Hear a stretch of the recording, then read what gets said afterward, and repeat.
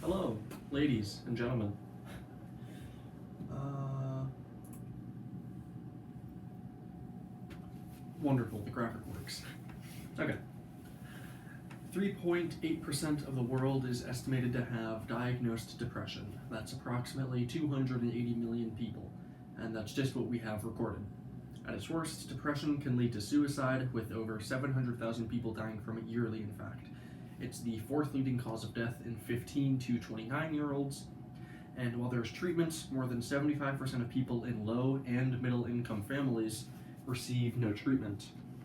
Barriers to treatment include a lack of resources to manufacture, trained healthcare providers, as well as social stigma surrounding the topic, as well as stigma around the topic of treatment itself. All of those statistics are taken from the World Health Organization website. Ladies and gentlemen, my name is Carter Stoik, and this is Psychedelics, a world untapped.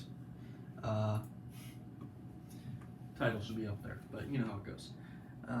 This project aims to tackle and offer possible solutions to the mental health epidemic that's currently ongoing and that we've been in for a while now by using psychedelic drugs as a treatment avenue. I plan on going over what exactly psychedelics are, how they interact with your brain, how they've been used throughout history, how they're looked at today, the mental health benefits and detriments, my personal experiences, and more. So without further preamble, let's get to the project. Disclaimer. So while I am going to be talking about drugs, more specifically psychedelics, this is not me telling you to go and take them yourselves personally. I'm either going to be repeating cold hard facts that are well documented or my own personal experiences, not my endorsements telling you to go and do these. Okay, so definitions. What is a psychedelic? The word itself means mind manifesting. I think those are the Latin roots. This gentleman right here, Humphrey Osmond, he first coined the term in, I believe, 1956. I'm not sure if I already mentioned it, but psychedelics are a psychoactive drug, meaning it interacts with your brain. It does that by changing your mood, perception of the world around you, and your cognitive process. In other words, how you think. They can alter your five senses, so you have your senses of touch, taste, sight, smell, hearing. Even the other senses, like a sense of temperature or time as well, can be tampered with. So again, this gentleman right here, Harry Osmond, he was pivotal for developing the modern psychedelic scene, a founding father, if you want to give him a title. While he was researching psychedelics, LSD, and mescaline, he noted that they had produced similar effects to the disease schizophrenia. He believed that the disease was caused by a chemical imbalance in the brain. Today we now know this to be true. However, colleagues at the time of they laughed at him for his research. So Osmond and his psychedelic team went to the first institute that did clinical research on psychedelics, Weyburn Mental Institution. I think it opened up in late 50s, early 60s. There is a wide variety of patient studies done there, just giving people LSD, seeing how they react to it, how they respond, taking different scientific notations. In other words, it was, I guess, ground zero of Western civilization's first true, genuine dive into trying to understand how psychedelics work. But to summarize in layman's terms, what is a psychedelic? It's a drug that does a funny thing to your brain. Lots of funny things. Okay, so moving on to the different kinds of psychedelics. There's easily over hundreds, I think over like 8 to 9 different kinds of psychedelics. A lot of them are derivative of the same type though. So for example, you have something like psychedelic mushrooms. There are numerous different kinds of mushrooms, but they yield similar effects. That's how there can be so many different variations of the same thing. So the primary types that I'll be going over, I can personally attest to experiences on LSD as well as psilocybin. So I'll talk about more of those two in depth on the later half of the project. I'll also be briefly going over DMT and mescaline, as they are the other two more common psychedelics that you'll hear. and then a brief overview as to what those two can be like, as well as other more notable psychedelics. A quick visual example, the one on the left here, that's what LSD acid can look like on pieces of paper. It can also be in a gel tab format. The middle photo is a photo of mushrooms as well. Most of the psilocybin content is held in the head of the mushroom, not the cap. Or not the stem, my bad. The cap is where the most content of psilocybin is stored. And then I believe this plant right here is a DMT plant. Quickly, I wanted to go onto this website right here. Quickly. Hey, there we go. Not sure how well it picks up on the video, but this is basically a drug wheel. It has a bunch of different kinds of categories over numerous different kinds of drugs. So you have your depressants, opioids, psychedelics as a category, your cannabinoids, dissociatives, and pathogens and stimulants. While this website does have psychedelics as a category, I would still include some of the others onto the psychedelic list. For example, MDMA, otherwise known as MDA, Molly, Ecstasy, X, all slang names for the same drug more or less. I would consider that to be a psychedelic in terms of effects. However, it's technically listed as an empathogen due to the amount of empathy it makes you feel. Same with something like ketamine, it's listed as a dissociative, but those dissociative properties can also be ascribed as a psychedelic property as well. Same with cannabinoids. I personally consider marijuana to be a psychedelic, not the most potent one, but a psychedelic nonetheless. But again, this website is great for just drug research and information about specifics.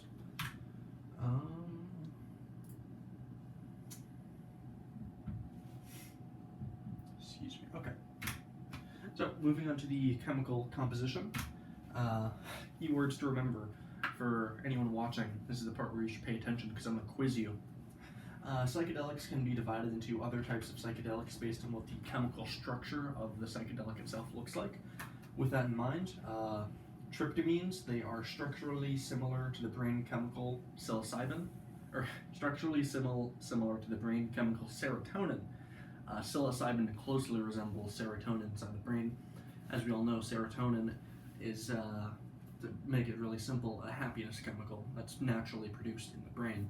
Same with dopamine, that you've also probably heard before. Pardon the butchering, but phenethylamines, I think that's how you say it. They are structurally similar to the chemicals epinephrine and norepinephrine, which is similar to mescaline as well as MDMA. And then we have ergolines. They are derived from ergot, and this is what LSD is made up of. Ergot, I believe, is typically a kind of infection that can be found on rye and wheat. Anecdotally, there are a few times from medieval days or even the Salem witch trial days where entire towns have reported a mass hysteria event, so to say, and people believe that psychedelics, this rye that's infected with LSD, infecting the whole town's supply, is a plausible explanation for why so many people are all started to act so differently out of nowhere. Okay, so let's see how well you're paying attention. What does psilocybin most closely resemble? Serotonin. Alright, you're not wrong. What's the chemical name? The molecular name. Alright, tryptamines. What does mescaline and MDMA, what's it's most closely related to? Or what is it called, in other words, in the brain? Phenethylamines, wonderful. I don't remember big words. I told you I was going to quiz you. This one's easy. What is LSD? Sorry.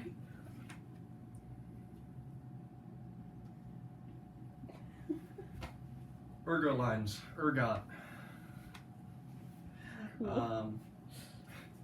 Alright, so moving on to the chemical structure, we have lysergic acid diethylamine, otherwise known as LSD, and I'm just going to call it that from here on out. It's made up of carbon, hydrogen, nitrogen, and oxygen.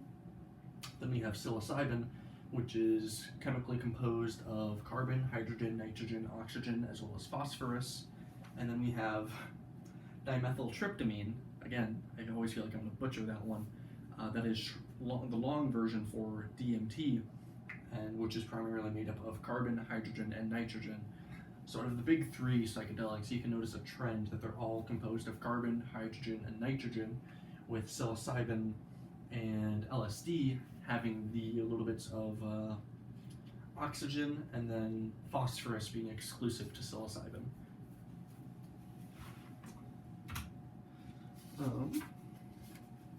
Okay, so talking about how psychedelics specifically interact with your brain, this is what's going on while you're experiencing the trip. In broad terms, psychedelics interact with your brain by bonding to serotonin receptors located in your brain. This is the same way that normal serotonin bonds to your brain. These receptors are located on the proteins of the surface of the brain cells, so because it's on the surface, it has a much easier time bonding, doesn't have to travel as far in the body. This primarily happens in the prefrontal cortex, which is responsible for mood, cognition, and perception of the world around you. Primarily happens there, however, I do believe it happens in other parts of the brain as well. I think the amygdala, that's another part of the brain that's responsible for a lot of things, but off the top of my mind, it's responsible for fear. I'm pretty sure psychedelics bond with that in some sense as well. But to go a bit more technical, when acid molecules land on serotonin receptors in the brain, that's when they begin to cause typical LSD effects. LSD binds to these receptors even stronger than regular serotonin does. So this is why, say for example, you post something on Instagram and it gets a bunch of likes. That gives you a serotonin boost. The feeling fades away after like only an hour or two or though. When on psychedelics, due to it being not a naturally occurring chemical inside of your body, it bonds more harshly. It's chemically designed to some extent to do that. So when the LSD molecules nestle into the receptor pockets, amino acids with a lid are placed over the receptors, trapping the LSD in place. This is why LSD is one of the longer lasting psychedelics typically, because it traps itself in place on their serotonin receptors. With that in mind, LSD trips can last anywhere from 6 to 15 hours in total time, with it taking about a full day after you took the tabs to fully reset, so to say. Even after the day or two after, it can feel a bit wonky, not feel totally normal. That can be caused by what's called the serotonin crash. So with acid, it gives you all of the serotonin, and your brain adopts this new amount of serotonin inside of its head as the new baseline, so to say. It gets used to it really quick. So then the day after, by the time all the LSD is gone, your brain is wondering, well, where's all my regular serotonin? Where did it all go? You start feeling more depressed, like you have no motivation to do anything. But then this typically normalizes back after a couple of days.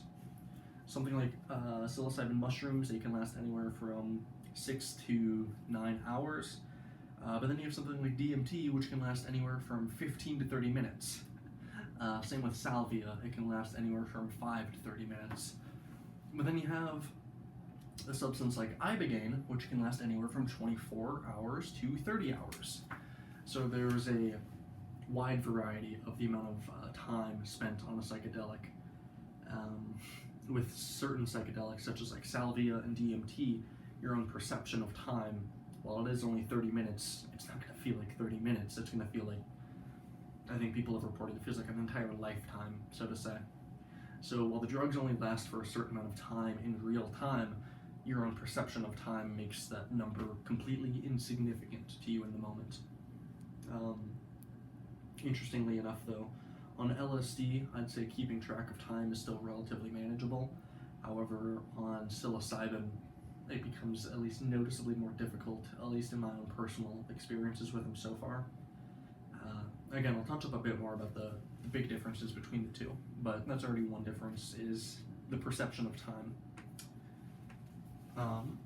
And then also there is still exact research being done as to what psychedelics bind to what serotonin receptors, how they do it, why they specifically do it. There's still research being done exactly, but to give you a broad idea of how it works.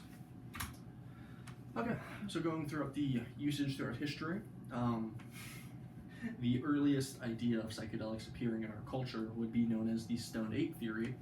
This theory was proposed in 2000 by Terence McKenna. It suggests that What allowed for Homo erectus to evolve into Homo sapiens, which is what we currently are as humans today, was encounters with magic mushrooms.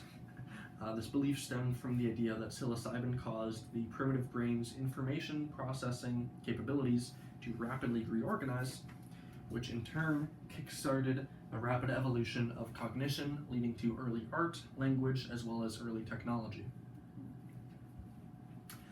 The idea was mostly discredited at the time of its proposal, which was year 2000.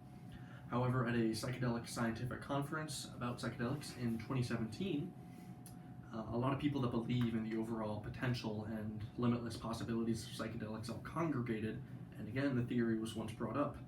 Specifically, Paul Stamets talked about it, and we'll talk about him in just a little bit here. But what Paul Stamets had to say was that there was a sudden doubling of the human brain around 200,000 years ago. From an evolutionary standpoint, that's extraordinary. We have no explanation for this increase. So while he is technically right, here's the point to consider. The whole theory is impossible to prove, and it likely always will be. Scientists have also discredited it by saying that it's very basic to boil down the fact that we gained human consciousness just from one thing in particular. A lot of people theorize that there's multiple reasons why we developed consciousness in the first place, and not just because we ate mushrooms that did funny things to our brain. So again, the theory is really interesting to ponder, that we ate our way into consciousness and that psychedelics have been there from the start, but it's also entirely unprovable and unreliable. But going into hard concrete facts, we have cave paintings of psilocybin in northern Africa and Europe in about 4000 BC. It's probably hard to see on the iPad at the moment, but there's an early cave painting of what looks like a humanoid figure with mushrooms growing out of it. You can speculate that they really just liked wearing mushrooms, or that they had encounters with magic mushrooms and it stuck with them somehow. 3780 through 3660 BC, there's evidence of peyote usage in indigenous ceremonies in South America. Aztecs referred to mushrooms as the flesh of the gods, and in Europe, 15 AD, they referred to peyote usage as witchcraft. So a lot of early civilizations have documented and recorded interaction with psychedelics, and the amount of respect, I guess you could say, that they gave to these substances. They understood how intense, how powerful they were. They had shamans specifically developed to guide you through and walk you through these powerful experiences. Again, skipping a good couple thousand years, in 1897 we have Arthur Hefter, who isolates mescaline from the peyote cactus. In 1901, Jan Jabowski and Eduard Landrin isolate ibogaine. I've mentioned a few times ago, a bit more in depth about it in just a little bit here. Anton Kolisch created MDMA as a byproduct of another substance. And then in 1938, Albert Hofmann synthesizes LSD, probably the most prominent psychedelic drug. So, different categories of psychedelics. I have my own categories. There's legal classifications, and then what I'd hope for at some point, medical classifications. To quickly get it out of the way, legal classifications is that they're all Schedule I drugs, which is the highest of high illegal of illegal drugs. I'll go more in depth about it in a little bit, but the government rules most psychedelics as completely unusable, unsafe to use, and there's nothing promising or good about them. So going into my own categories, there's a lot of different criteria that you can judge psychedelics by. For me, I like to think of it like this. Humans take in about 70 to 80% of information through their vision, their sight. It's the easiest sense, we're using it constantly. It's just the sense that we take in most information from. You can think of the psychedelics and how much they alter your sense of reality in the terms of your visual acuity, what's changing before your very eyes. To give you an example, marijuana. If you smoke marijuana, more than likely, unless you're just starting out and you're having a very intense experience, your reality is going to be the same.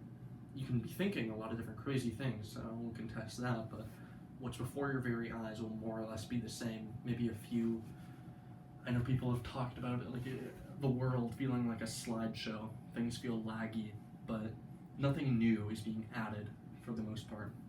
Then you go on to something like LSD. You can think of normal reality as like 720 on a YouTube video. It's nice, it's okay, good frames per second. LSD turns everything up to 8K definition, 500 frames per second. It's the most beautiful thing anything has ever been before. It has like a Hollywood movie feel to it. And then you go on to something like mushrooms. This is where reality starts to look a bit different.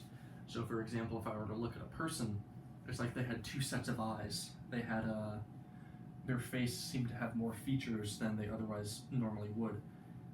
If you've seen the Take On Me video, where everything's kind of being drawn, some things started to look like they were being drawn over. That's why they came into existence. Things didn't stand still. Like walls, they kind of wobbled. They go back in and out, in and out. And then I have lights, Christmas lights in my living room. The Christmas lights started to remind me of eyes to some extent as well. So you can have a lot of, I know like popcorn ceilings, people look at those and start thinking that they're moving. Things start to turn into other things on mushrooms. Another good example is like a kaleidoscope vision, so to say. If you've ever looked at a kaleidoscope, imagine that being kind of applied to everything to some minute scale. As well as colors, like the saturation of things on mushrooms is a lot higher. Things seem more vibrant, more pretty to some extent. Not as pretty as on LSD, but still different to notice. And then you have something like DMT, which completely eradicates your normal field of vision and you're in a completely different world. There's a video I'll be showing here in a moment. I'll try and link it in the description, but what you're normally seeing is just gone. You're in your head entirely. Another way to classify psychedelics is again by how long the experience is. This isn't the best way because length doesn't determine potency. So I've mentioned salvia and DMT. They last anywhere from 5 to 30 minutes, very short amount of time. However, they've also been reported as some of the most strong psychedelic experiences that you can have. Meanwhile, something like ibogaine, 24 hours to 30 hours, again, it's still a really intense experience. So judging psychedelics based off of how long they affect your body isn't a great way to classify because one, your sense of time can mean nothing, and two, potency isn't really affected by sense of time. Another category, and this one I think does have some merit, is how much of an impression it leaves upon you, how long-lasting of an impression. To go back to drugs I've already cited, weed for example, when you're first smoking, it can stick with you for a good while, but after a relatively short amount of time, I'd say you start to develop a mental tolerance to it, which doesn't hit the same anymore. You're used to it. You know what's likely going to happen. You stop getting wowed by everything. Like the golden days of the drug are over in a way. So after a while, it's just kind of the same old, same old. It doesn't really stick with you. Something like LSD, though, I've only had 6 psychedelic experiences as a whole, and every single one of them have stuck with me. Now that could be because I don't do it as frequently, but also I think the potency and memorability factor of these drugs are exponentially higher than something like marijuana. I think due to how it makes you feel mentally, physically, every single thing that it does to you, it's far more memorable and it's far more likely to leave years upon years long of an impression upon you due to the potency of the experience. So then quickly going over medical classifications at some point, hopefully. Different ones for different mental disorders. So you could have something like psilocybin mushrooms for people that have diagnosed depression. You could have LSD be for people that have diagnosed anxiety. You could have MDMA be used to treat people that have PTSD. You kind of get where I'm going with this. You have different psychedelics for X reason. I know ibogaine as well is primarily, it's useful for curbing like any addiction to really anything. Psychedelic trips as a whole, people have talked about the powerful nature of it and how it cut them off from certain addictions. To give an example, I believe the founder of AA had a psychedelic experience. He was an alcoholic. After that, he swore it off forever. I myself was a nicotine addict for a fair while. I won't say that psychedelics were the sole reason why I stopped, but it played a part in it. I definitely won't deny that. Otherwise, different medical usages could be the ability to repair the brain. There was a study done in Japan where they had mice and they had a maze, and they had the mice figure out the most optimal way to get cheese in the center of the maze. After a lot of trial, the mice had found a very efficient way to get the cheese in the shortest amount of time. They became proficient at it. The scientists then introduced a neurotoxin to the mice's brain. What they noted was a degradation in the mice's ability to be as efficient as they once were. They noticed a sharp decrease in peak performance from the mice in acquiring the cheese. They then, I believe, started giving psilocybin treatments to these mice, and they started to notice that after a while, the mice had once again started to regain their capabilities as they had once before when it came to solving the maze to get the cheese. Apply this to humans, and you can think of people that have had a lot of blunt force trauma to the head, concussive force, that have been destroying the brain cells if they have neuroplasticity. And you can start seeing psychedelics, specifically psilocybin, be a useful tool in repairing those neural pathways. And then the last one as well is a lot of people talk about the religious experience of psychedelics. People have gone into psychedelic trips not being a spiritual person at all, completely agnostic or atheistic, but then walking out of it being a lot more open to the idea that there is a higher being out there. I think a lot of this belief stems from the fact that due to how potent of an experience is, people can have these grand revelations, like how perfect the world is or how amazing it all is, and suddenly the idea that it just came into being without no oversight, it just starts to feel a bit more preposterous. So there has to be this belief that someone pre-planned all of this because of how amazing or how wondrous it all is. So again, if you're wanting to be a bit more of a spiritual person, I think certain psychedelics could guide you in the right direction to open up your own spirituality to some extent. Okay, so on to what a trip entails. To give you, I can speak the most on LSD and mushrooms, so let's start with LSD. About 30 minutes to an hour in or so, you're going to finally start to notice some effects.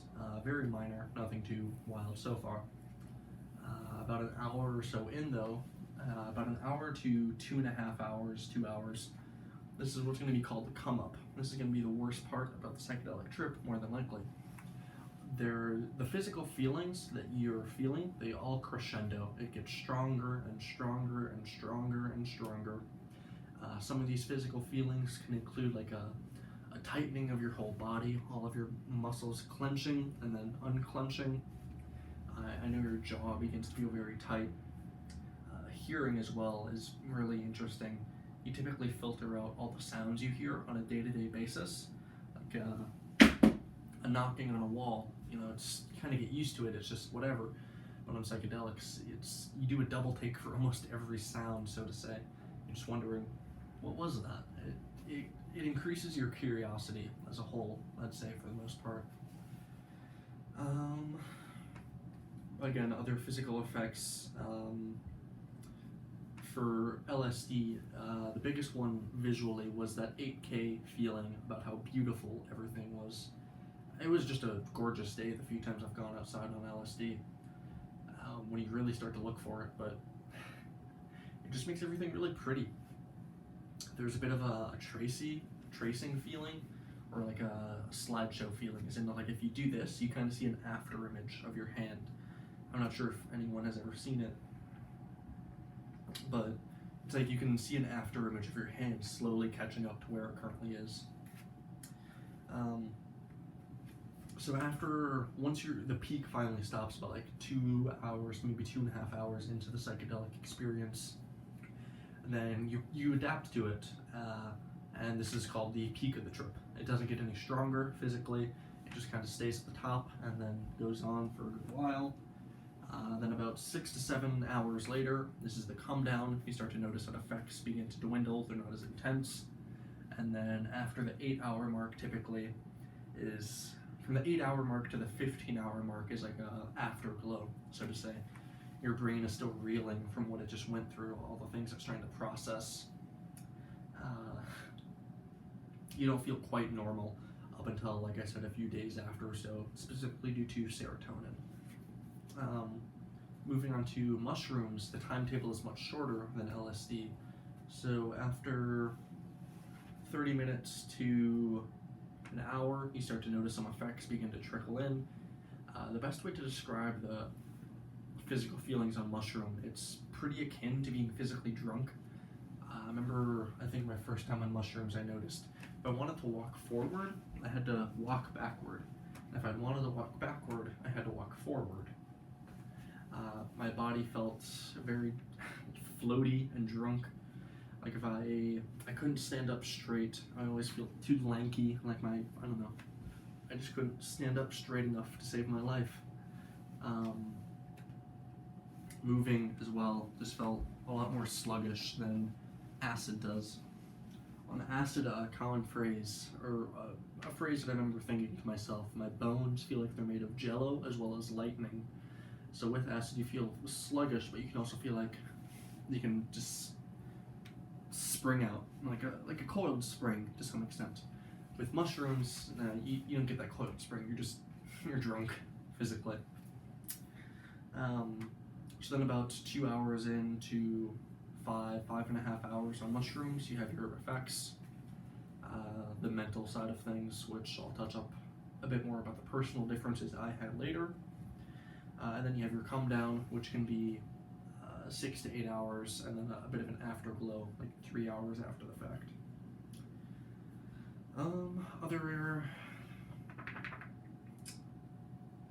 I suppose the only other, I think I kind of gone over all the visual differences between the two, at least what I've personally noticed. So again, I'll play some of these videos real quick, but to quickly talk about DMT, like I said, it more or less immobilizes you and you're insanely introspective, meaning you're just thinking to yourself, you're in your own little world. The chemical is showing you what it's showing you. You're not really talking to anyone or moving out and about. It can kick in within minutes if you're smoking it. Otherwise, if you're drinking DMT, it can take a few hours for it to kick in. However, it lasts for hours on end as well. You can get double vision. It feels like an out-of-body experience. Again, I'll show you the video. Seeing is believing.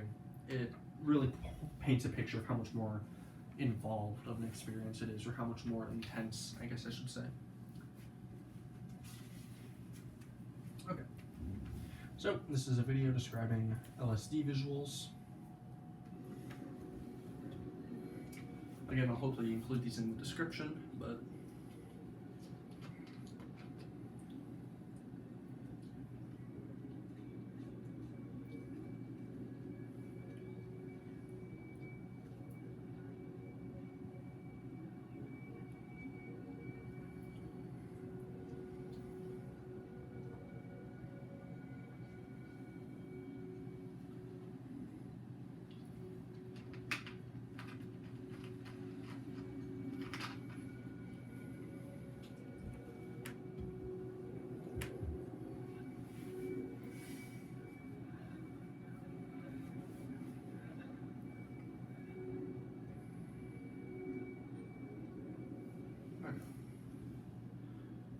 so, things looked really pretty, or incredibly different, I guess I should say, which was mesmerizing, at least to me personally. Going on to mushrooms, a decently good video.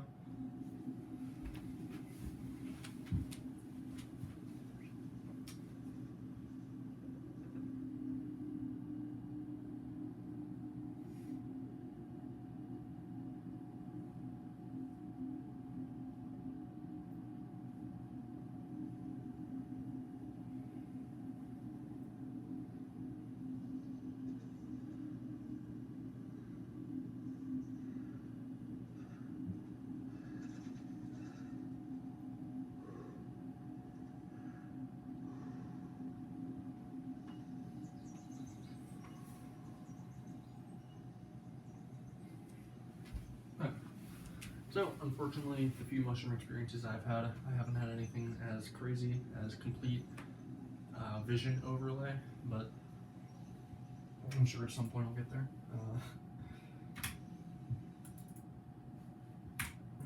Okay.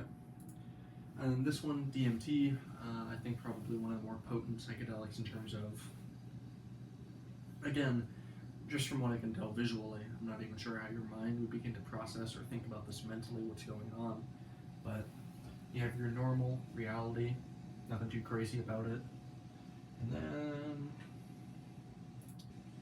you can kind of start to notice things are changing. They have like a pulsing pattern to them to some extent.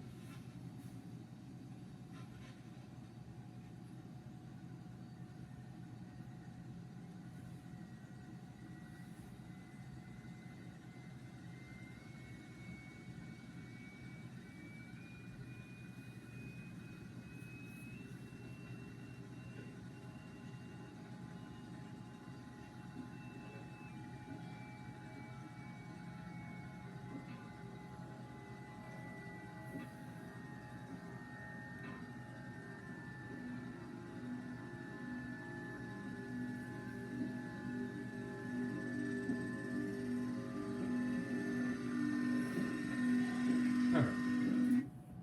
No. Okay, so you kind of get the gist. Infinitely repeating symmetrical patterns, folding upon themselves, creating new patterns. It's just your brain completely overloading to some extent. I think that's a fair way to describe DMT. Okay, talking about influential figures in the psychedelic world. The guy on the left here, probably the most popular one, his name is Joe Rogan, hosts the Joe Rogan Experience on Spotify. He's basically the guy that brings the more technical and in-depth people on his podcast for a wider audience. He brings on researchers, people that have done psychedelics. He's done psychedelics himself, although he doesn't talk about it every episode. He's on a Psychedelic Center podcast. Then the person below him, Paul Stamets, who I first heard about through the Joe Rogan Experience. Again, he's been, I know that he goes more in depth about it on his episode on the Joe Rogan Experience, but he's been involved with the government. He's a psychedelic researcher, firmly believes in the possibility of them. He's also come up with several patents, I believe, as well. I forget which one specifically, but he's a decently self-made person. He has some stuff to show, and he's also taken an interest in psychedelics. Then we have the man in the middle, probably the most popular psychedelic figure, Terence McKenna. This was the man that introduced the Stone Ape theory. He is a massive publicist. He has had multiple talks and lectures on the topic of psychedelics and how they can be used to further the human brain. He talks about philosophy, culture, technology, language. He's a very life-focused guy, what makes us human, and how psychedelics have shaped and interacted with that throughout the millennia. He was also the first person to coin the phrase heroic dose, which is 5 grams or more of mushrooms. It's called a heroic dose because after around 5 grams or so, you begin to experience what's called ego death, meaning the sense of identity of who you are and everything that makes you begins to dissolve and fade away. In other words, you're dying without physically dying. So all that's left after the dissolution of the ego is just this sense of being at one with everything else. And again, you can think of like hippies of the 60s movement, be at one with the universe, man. That's where they kind of got it from. So then this gentleman right here on the top right, psychedelic or psych substances, he is a YouTuber. He preaches safety content above all else. He gives on his own dumb examples that him and his friends have done. But hey, I did this, my friends did this is why you shouldn't do it. Above all else, I'd say is a good place to learn about the do's and don'ts of psychedelics, a lot of safety tips. I think he goes over the idea of set and setting a lot very well.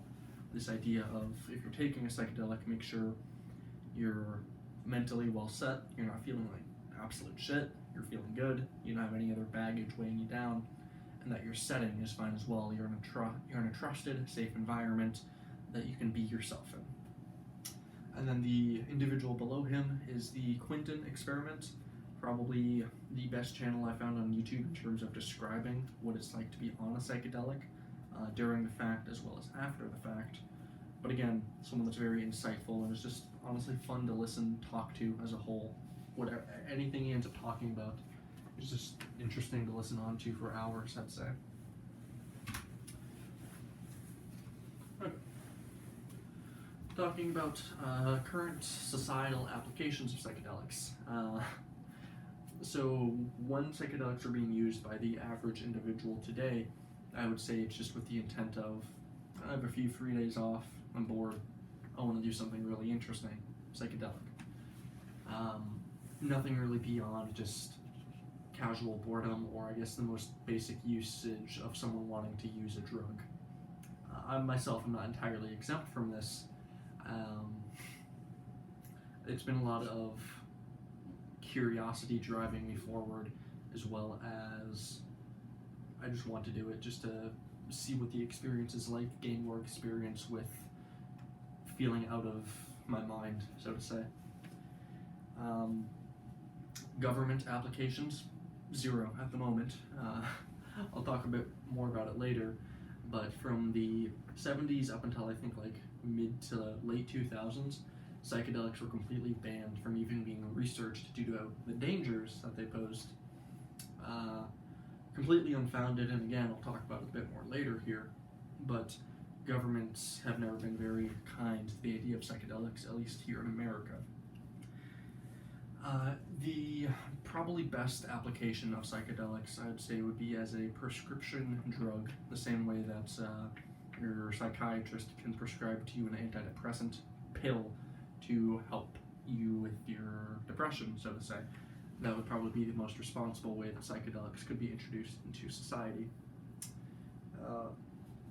And that's pretty in line with, that's, yeah, more or less my idea, is a medical professional that knows your physical health as well as your mental health better than anyone, and would be able to accurately diagnose you with whatever it is you're experiencing, and then also accurately treat you to the best of their knowledge.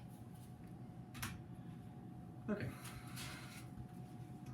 So talking about the Controlled Substances Act. The CSA places all substances which are in some manner regulated under federal law into one of 5 schedules. Placement is determined by the substance's medical use, potential for abuse, and safety or dependence liability. This is taken straight from the DEA website. The Controlled Substances Act was signed into law by Nixon, and it is enforced by the DEA as well as the FDA. The intent behind the bill was to prepare legislation in order to more adequately combat the growing narcotics issue at the time, as well as other hardcore drugs, the ones that come to mind, like your heroin, crystal meth, cocaine, those kind of drugs, so to say. However, psychedelics got lumped into this category. Talk about what the categories mean a bit more in depth. Like I said, there's schedules 1 through 5, 1 being the worst, 5 being the least worst. So with the Schedule 1 drug, the potential abuse is high, and there is 0 accepted medical usage. With Schedule 2, the potential is high, and there is some medical usage, however, there are severe restrictions to it. Side note, interestingly, nicotine and alcohol are obviously exempt from this list. But to give you a quick example. So again, Schedule 1, high potential for abuse, no accepted medical use, and a lack of accepted safety standards. DMT, ibogaine, LSD, marijuana, depending upon your state, MDMA, mescaline, psilocybin are all Schedule 1, as is heroin. Makes sense. Crystal meth is Schedule 2.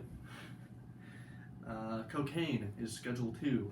The opioid fentanyl is Schedule 2, which is one of the more common overdose opioids out there. So I'll go quickly in depth as to why I believe they were placed into Schedule 1, but I'd say it's absolutely outdated terminology and thinking as to why psychedelics are placed in Schedule 1. They don't meet any of the criteria They are physically non-toxic to your body. They can be mentally addicting, but so can almost any substance when used without proper control and moderation. They have an accepted medical usage, and I'll show over the exact amount of clinical trials and studies done, but smart people, to boil it down really simply, are finding that they have potential to help cure people. Not treat, cure. There's a difference there. And then a lack of accepted safety standards. Like with most drugs, there can be something that goes wrong. However, there's a far less inherent risk in something like taking mushrooms as opposed to taking crystal meth.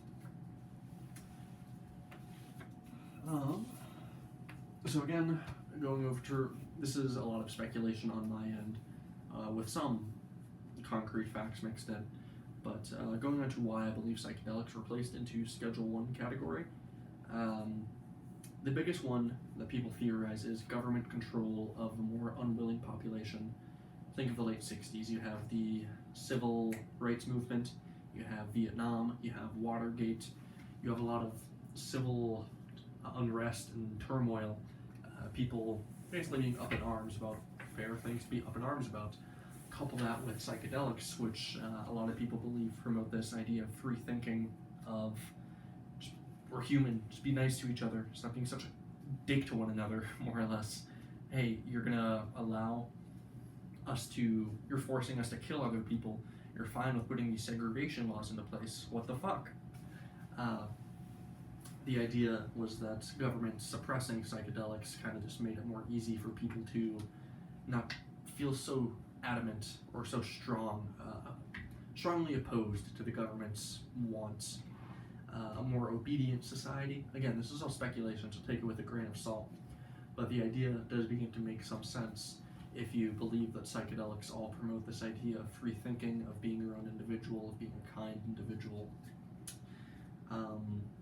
One of the more commonly accepted reasons is due to media reporting at the time, downright dangerous media reporting about psychedelics. They looked at the few examples of where things went wrong for people that took them, and then said that this is going to happen to everyone. This is contrary to even evidence that was being produced at the time. Again, I mentioned that gentleman Humphrey Osmond, Weyburn Mental Institution, that was around mid-50s, early 60s, where they were conducting the psychedelic research. And like I've already mentioned, the leader of AA, he had gotten off of alcohol due to psychedelic experiences. Again, definitive proof that they can be used to some extent.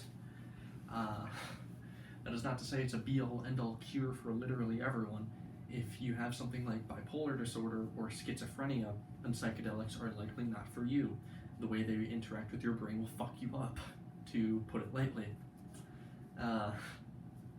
So again, the media likely looked at people that either took laced product, didn't know what they were getting themselves into, and panicked because of it, or people that were already predispositioned towards having a terrible time on psychedelics, and they reported that as the norm experience, despite evidence even at the time. So in 1971, the UN models this Controlled Substances Act as well, and thus the entire world is more or less following the same playbook. And being in possession of psychedelics can result in up to a year in jail or a $5,000 fine for a first-time offense. So again, more speculation here, but I think this makes a decent amount of sense. Big pharmaceutical industries. The antidepressant drug market is expected to grow to the value of $15.98 billion by 2023 by a study conducted by Allied Market Research. The pharmaceutical industry worldwide is valued at $450 to $600 billion, with a possible $1.27 trillion. That was according to just one website I found. They couldn't back it up with any statistical numbers. Pfizer alone, to name a popular company, made $10 billion in net income, $67 billion in gross income. They spent $9 billion on research and development costs of the drugs that they were making, and more than double that, $19 million on marketing. The United States of America and New Zealand are the only two countries in the world that allow for pharmaceutical companies to advertise on public TV, and in New Zealand it is heavily regulated. Here in America, it's pretty comparable to the Wild West of ways. Um, at the pharmaceutical company's worst side of things, you have the drug called Vioxx, which was in production from the mid-90s to early 2000s. The top-level executives of the company that produced the drug knew of its effects, that it killed people. It resulted in the deaths of more than 60,000 people. People that were up top knew about this, but they still were more concerned with pushing it out, making sure that more people became aware of the drug and that it did a good job. By the end of it all, 60,000 people dead, and the company responsible, Merck, I believe, had to pay somewhere of like $700 to $800 million in a court settlement. That's it. 60,000 dead, not even $1 billion, and they're fine. I believe the company still made a profit from the drug, even after all expenses, including the amount of money they had to pay out for a lawsuit. They still made a net profit. That is to say that the pharmaceutical industry as a whole, is interested in treatment, not cure. The difference between the two is that if you're treating someone, you give them a pill that solves their issues for a week, and then they have to come back to you and give you money for more pills. A cure is a one-and-done type situation. The difference between the pharmaceutical industry is they're a business of treating people, of monopolizing customers and their mental health for repeat business. With the possibility of psychedelics, it would be treatment and then you're good, you're done. That's why there's a lot of people passionate about the research due to how much of an incredible change that would be for so many people. It could completely disrupt this monopolistic industry that has a hold on one of the fundamental things that make us human, our own mental health and well-being, and how we treat that if it's not the best. Again, so to reiterate, they're focused on selling treatment for long-term customers, not curing. They are pretty close to the definition of a monopoly, with returning customers is the primary way in which they get there. And then psychedelics are a possible way to break the chain that the industry has on mental health. And to quickly go a tiny bit more about the pharmaceutical companies, the graph here on the left, I believe, is Pfizer's graph. The big one that I want you to pay attention to is marketing at 27% of their budget versus R&D costs of 17%. This is typical of, I believe, every pharmaceutical company in America, for sure, where more money is spent on making sure that as many people as possible know of the drug and are taking it, not what it actually does to the individual. They don't care as much about that. If you want to see how a company or how any individual cares, look at how they spend their money. The graph here on the left is talking about the effect that the COVID-19 pandemic has had on people's mental health, with 51% of people in the UK reporting that it's made their life a bit worse, and 32% of people reporting that it's made their life a lot worse. I believe on the next slide, yes. So 21% of US adults experienced mental illness in 2020. That's 52.9 million people. This represents 1 in 5 adults. 5.6% of US adults experienced serious mental illness in 2020. That's 14.2 million people. That's 1 in 20 adults. 16.5% US youth aged 6 through 17 experienced a mental health disorder in 2016. 7.7 million people. And 6.7% of US adults experienced a co-occurring substance use disorder and mental illness in 2020. That is 17 million people. All of those figures are taken from NAMI.org. And then right here is the link to a bunch of Google scholarly articles talking about the effect that quarantine and isolation has on the human mind. Humans are incredibly social creatures. We're designed to be out and about and not sit inside and talk to people. We're designed to talk to people. We're not designed to sit inside.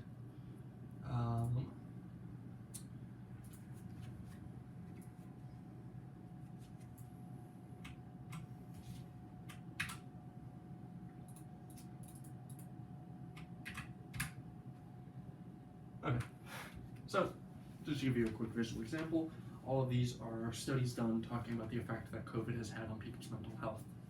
To summarize what all of these are saying is it's not helping anyone. It's making a lot of people's lives worse, elderly people, people that are immunocompromised. Again, there's already a lot of natural stress that comes from living in an everyday world. I mean, look at today, for example, the possibility of World War III being a thing is very real, but then we also have another COVID variant coming out. It's just one more straw that possibly breaks the camel's back for many people. Even before COVID, there has been a mental health crisis that's been ongoing, as well as a substance use crisis. Specifically in America, you've heard about the opioid crisis before. There's a reason so many people get hooked on these opioids. It's to help them from their issues, and it's mentally and physically addicting, and they can't get off of it. It's terrible, the amount of people that die from overdose because of it. So then this goes on to psychedelic therapy, the way to break this cycle that we're currently in. Currently at Johns Hopkins Research Center, there is psychedelic research being done there. Not the only place, but probably one of the more prominent ones. Again, they're doing what people like Humphrey Osmond were doing back in the 60s. They're doing clinical trials to study the effects of psychedelics being used to treat mental health. Even non-institution-wise, we have people like Marcus Capone, who is interested in helping veterans. He, I believe, served 4 tours overseas, came back, the worst he'd ever been. His brain was all fucked up, and by accounts of most people that knew him and his wife, he was downright awful, violent temper, I believe, just not good. However, he flew to Mexico. He took Ibogaine. I believe he described it as a hellish experience, but once he came out of it, he started doing better. He was not bad to be around. He cured himself to some extent. I think he said that he's doing decently okay for the most part. So again, his whole mission statement is to fly other veterans that are going through serious PTSD, bring them down to Mexico, go to this nice retreat. They talk about what they're going through, and they then talk about the during the process and then after the process with Ibogaine. And again, to give another visual example real quick about the dozens upon dozens of clinical trials done about psychedelics being useful as a therapeutic tool. Again, all of these are just going to kind of reaffirm what I'm saying, otherwise it wouldn't be in the project. They all kind of start to point to the idea that psychedelics have potential, they're being proven to have potential, and they can produce wondrous effects at a much lower cost than what it's currently costing to manufacture antidepressants or anti-anxiety medication, the pharmaceutical industry as a whole.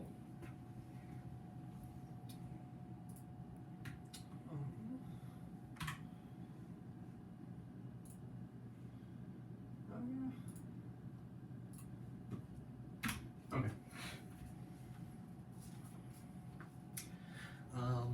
So again, just to quickly reiterate, I'm not sure if I've already mentioned it, but some psychedelics have been given breakthrough status by the FDA for research allowment. I think specifically MDMA is being allowed, as well as psilocybin to some extent. Experts claim that within 5 years, psychedelics could be a serious part in dealing with mental health, like your depression, anxiety, PTSD, as well as to help alleviate suicidal ideation in cancer patients. What I mean by that is people that are given a terminal cancer diagnosis and have to suddenly come to grips with the fact that they're going to die. But it's not an easy thing to process by any means whatsoever. So a lot of people just don't do great mentally because of it. Introduce psychedelics, though, it has helped a lot of people come to terms with the fact that their mortality is expiring very soon. It just helps them accept what's going to happen to them, long story short. But ideal usage within society, to kind of reiterate what I've been going throughout this entire project, they could be used as a prescription tool to help curb mental health epidemic that's been ongoing. They can break the big pharmaceutical monopoly and what they have the monopoly that they have on people's mental health and begin to offer cures, not just treatments. And then it is a new branch of medicine that we don't fully know the potential of, possibly limitless applications at a low cost by comparison. So, this is the part of the project where we talk about my experiences with psychedelics. I've had 6 in total, 4 LSD experiences and 2 psilocybin mushroom experiences. Photo on the left here, this is what acid can look like. Paper that has a design on it, Pokemon, Rick and Morty, Simpsons, and then mushrooms are mushrooms. Not sure how well you can read the text, but typically whenever I take psychedelics, I like to at least record to myself or type out to myself what I'm thinking, what I'm feeling, just so weeks, months, years later I can look back on it and just try and refamiliarize myself with that, what I was thinking in the moment, so to say. Most of these are just my attempts to describe whatever I'm feeling physically or emotionally.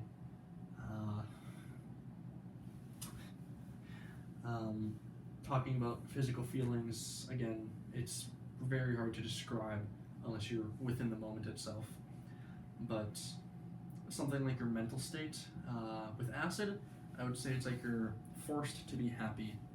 With mushrooms, it's all dependent upon how you're feeling. So if you're prone to sudden spirals in your mental state, then mushrooms might be a bit of an interesting experience for you, because if one thing sets you down that path, it's going to snowball and spiral and spiral and spiral.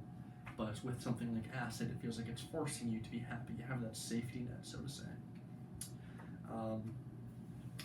The process of talking. So most people, when they speak, they have an idea of what they want to say, and they just kind of ad-lib their way to explain the point. At least this is how I personally speak. There's an idea, and then you just kind of bullshit your way until you explain it to the best of your ability. With acid, you can still do that decently well. With mushrooms, at least the second experience I had with them, it felt like unless you deliberately planned out the vast majority of words that you were going to say, you would begin to stumble and stutter and lose yourself while speaking. It made speaking a very difficult experience unless you were rehearsed with your words, more or less. And then the sound of just hearing your own voice. Even on acid, it sounds very interesting. Not like your own, but still nice. While on mushrooms, I would say, like the disconnect that you have when hearing your voice on a recording, that's what it's like even when you just normally speak. You don't really associate your own voice with you. There's an odd disconnect there.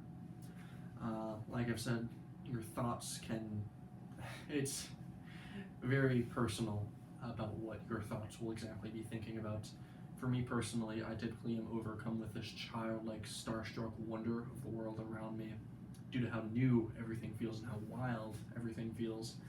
I just get very excited, and I have this look in my eye of just, wow, this is crazy. I'm really enjoying this.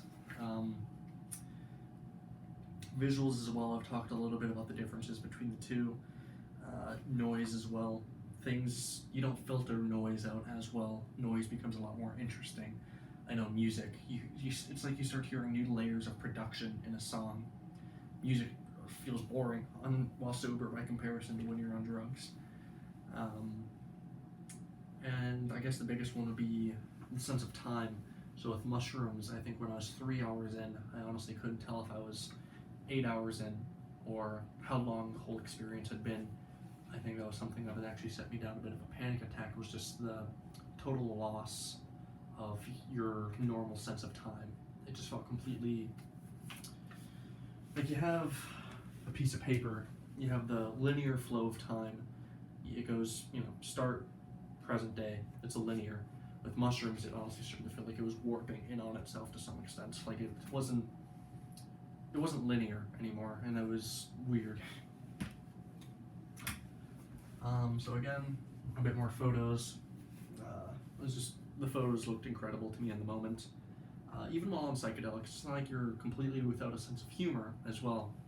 Even though you can be undergoing a very powerful experience, you can still be aware of yourself and not take yourself so seriously all the time. So then mushrooms as well.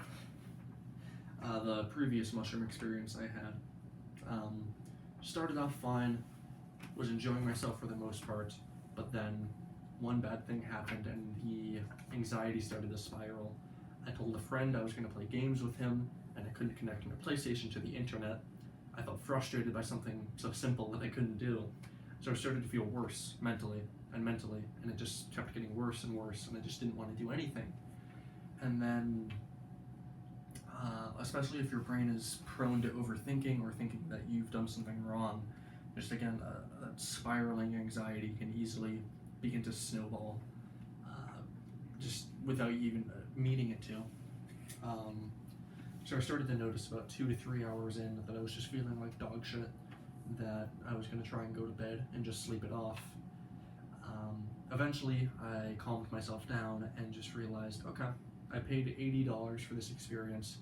I might as well just sit it out outside and enjoy it. Enjoy the fact that things feel different and odd, even though it hasn't been so great so far.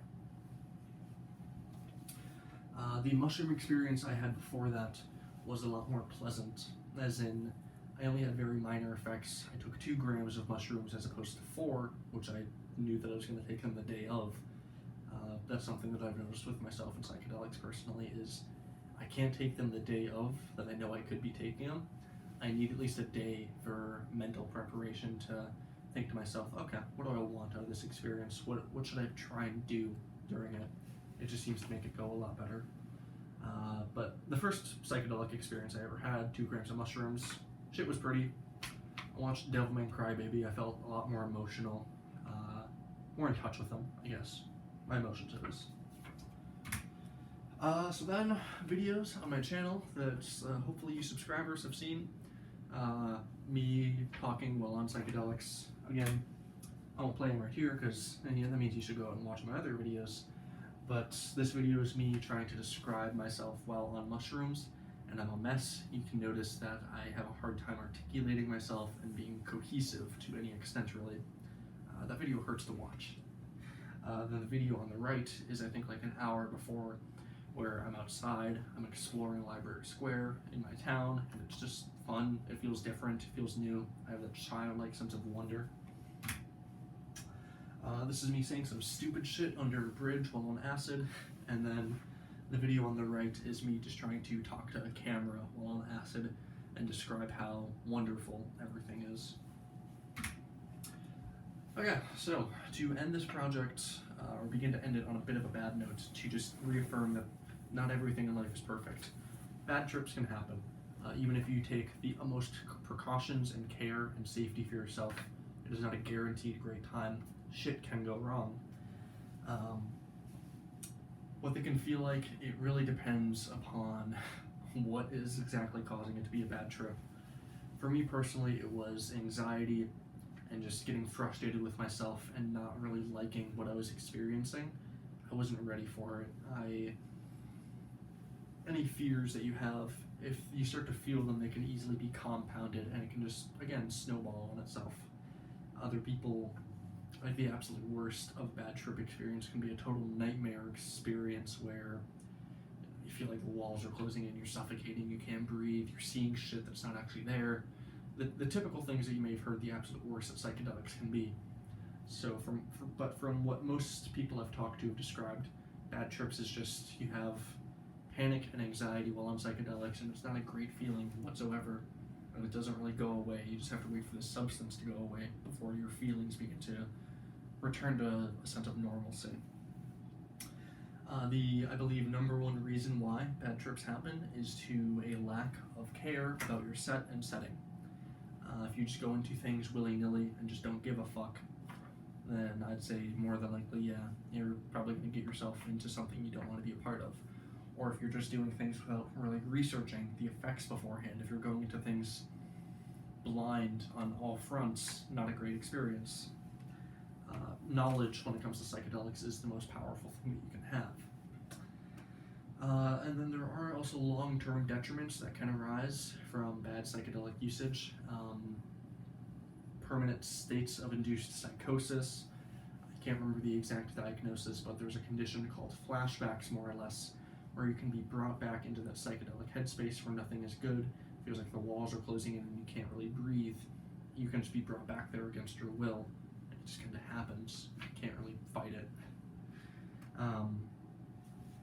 So again, with all things psychedelic, research, careful planning, and not just doing things just for the sake of it is probably your number one friend in reducing the possibility of a bad trip.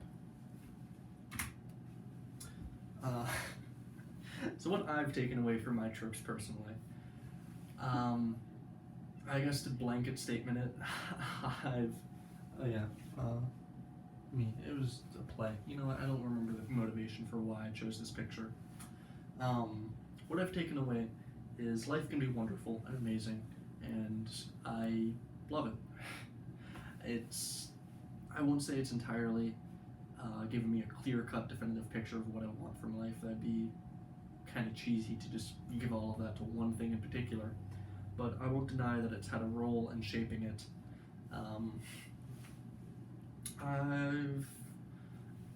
My sense of curiosity, I think curiosity is one of the best human traits that you can have, and knowing what the world can be like on psychedelics, it's only furthered my curiosity for what else can the human mind experience in terms of how fucking weird something is or how happy you feel.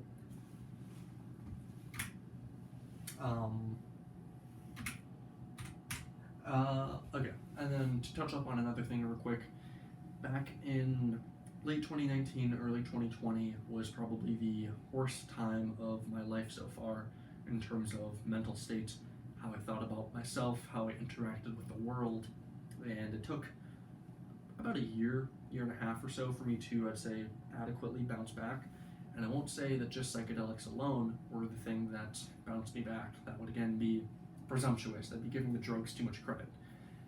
However, I won't deny that certain psychedelics, it gave me new perspectives to some extent, made me realize how enjoyable life can be and the kind of happiness that does exist out there. It gives me the motivation to pursue it so that I can experience that happiness without even needing to be on a substance. And again, there are other videos on my YouTube channel about my interviews with other people that have done psychedelics. You can find them on my channel. Please watch my videos. So, to ultimately recap, I believe psychedelics are a very promising and potent tool that are one of the potentially best ways that we could fight this ongoing mental health epidemic. Multiple clinical studies are beginning to prove and reaffirm this idea that they are another avenue to help treat mental health. Even in my own personal experiences, I think that if you're physically fine to take them and you're very curious about the world and you want to just try something else, I don't think there's anything wrong with wanting to do it, especially because we live in a country where products like nicotine and alcohol are completely fine. I honestly don't get the point as to why we can't have psychedelics. Yeah, that's about it. Thank you, ladies and gentlemen. I guess to briefly, for the YouTube channel side of things, I guess this has been about 2 years or so in the making. Feels nice. Thank you to those that helped, the people that I interviewed, the schizophrenics that I talked to. Yeah, anyone else have an idea of what project I should do next? I don't know.